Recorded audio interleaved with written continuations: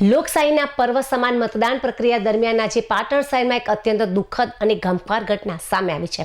શહેરની BM high school ખાતે મતદાન કરવા આવેલા એક વૃદ્ધાનું મતદાન કરીને પરત ફરતી વખતે અચાનક જ ઢળી પડ્યા બાદ મોત નીપજ્યું હતું। મળતી માહિતી મુજબ પાટણના ગાયત્રી મંદિર રોડ પર આવેલી માયાનગર સોસાયટીમાં રહેતા કમળાબેન અનિલભાઈ સોલંકી ઉંમર વર્ષ 68 આજે સવારે ઉત્સાહપૂર્વક પોતાનો પવિત્ર મતાધિકારનો ઉપયોગ કરવા માટે બીએમ હાઈસ્કૂલ ખાતેના મતદાન મથકે પહોંચ્યા હતા। કમળાબેને મતદાન મથકની અંદર જઈને શાંતિપૂર્ણ રીતે મતદાન કર્યું હતું। જો કે મતદાન કર્યા બાદ મતદાન મથકમાં જ અચાનક તેમની તબિયત લથડી હતી અને તેઓ જમીન પર ઢળી પડ્યા હતા।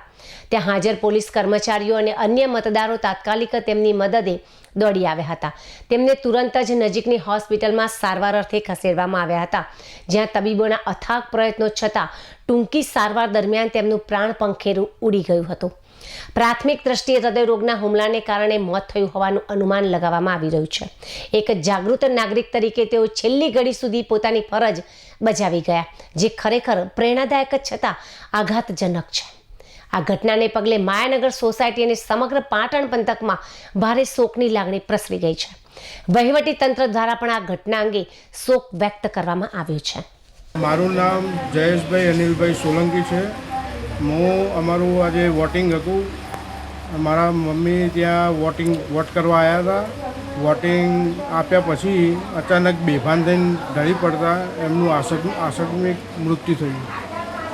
માયાનગર સોસાયટી પાટણ।